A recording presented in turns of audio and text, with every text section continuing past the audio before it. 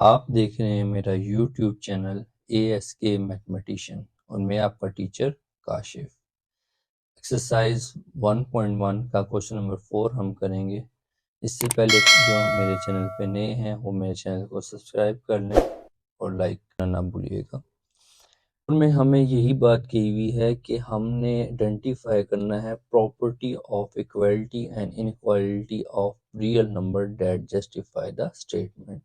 इसमें से हमने ये बताना है कि हमारे पास कौन सी जो प्रॉपर्टी है वो इस पे सेटिस्फाई हो रही है। 9x is equal to 9x, question number 4 का फर्स्ट पार्ट हमें दिया हुआ है। 9x is equal to 9x, हमने ये बताना है कौन सी प्रॉपर्टी है हमारी। ट्राइकोटमी प्रॉपर्टी है हमारी, वो बाय डेफिनेशन होती है a is equal to B, A greater than B और A less than B. Mean कोई भी दो रियल नंबर आपस में इक्वल हो, या एक रियल नंबर दूसरे से ग्रेटर हो, या एक रियल नंबर दूसरे से लेस हो, तो वो ट्राइकोटमी प्रॉपर्टी कहलाती है। तो a is equal to B, ये हमारी प्रॉपर्टी इसको जो है सेटिस्फाई कर रही है, तो ये हमारी ट्राइकोटमी प्रॉपर्टी कहलाएगी। क्वेश्चन नंबर 2 में जो है वो हमें कहा हुआ है x plus two is equal to Y and y is equal to 2x minus 3, then x plus two is equal to 2x minus 3। अब x प्लस टू जो है वो भी y के इक्वल है और 2x माइनस 3 जो है वो भी y के इक्वल है। तो हमारे पास ये वाली टर्म और ये वाली टर्म ये भी आपस में इक्वल होगी। ये ट्रांजिटिव प्रॉपर्टी होती है हमारी। a is equal to B हो and b is equal to C हो, then a is equal to c होगा। सेम देखें, यही बात हमारी कही हुई है। इसमें a इज इक्वल है b के और b इक्वल है c के, देन a और c आपस में इक्वल हैं। सेम हमने यही रूल यहाँ पे अप्लाई किया हुआ है। इसे मैं कहता हूँ a is equal to b और b equal to c, then a is equal to c। तो ये हमारी ट्रांजिटिव प्रॉपर्टी को जो है वो सेटिस्फाई कर रही है। क्वेश्चन नंबर 3 में जो है वो हमारा कहा गया है 2x plus 3 is equal to Y, then y is equal to 2x plus 3। अब 2x plus 3 is equal to Y है और y भी इक्वल है 2x प्लस 3 के, तो ये हमारी सिमेट्रिक प्रॉपर्टी कहलाती है। सिमेट्रिक प्रॉपर्टी में कहा गया है a is equal to b, then b is equal to a, तो ये हमारी सिमेट्रिक प्रॉपर्टी कहलाती है। जैसे a is equal to b और b is equal to a, तो ये हमारी सिमेट्री प्रॉपर्टी जो है वो कहलाती है। क्वेश्चन नंबर 4 में जो है वो हमें वैल्यू दी हुई है 3 less than 4, then minus 3 greater than minus 4। ये मल्टीप्लिकेटिव प्रॉपर्टी को सेटिस्फाई करती है। मल्टीप्लिकेटिव प्रॉपर्टी हमें दी हुई है a less than b, then A C greater than B C करेंगे। A C greater than B C दिया हुआ है, हम क्या करेंगे 3 लेस देन 4 को -1 से मल्टीप्लाई कर लेंगे। -1 into 3 less then -1 into 4।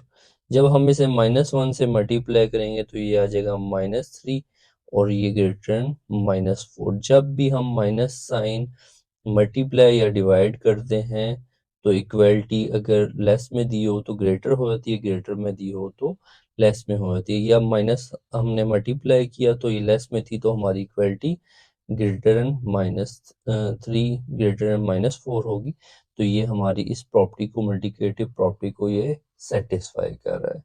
Last part में हमें ये बताया गया है 2y plus 2w is equal to p and p is equal to 50, then 2y plus 2w is equal to 50. Transitive property a is equal to b and b is equal to c, then a is equal to c हम already previous question number 2 में कर चुके हैं कि अगर a जो है हमारा इक्वल हो b के और b इक्वल हो c के, then a is equal to c, तो ये हमारी ट्रांजिटिव प्रॉपर्टी आ जाएगी।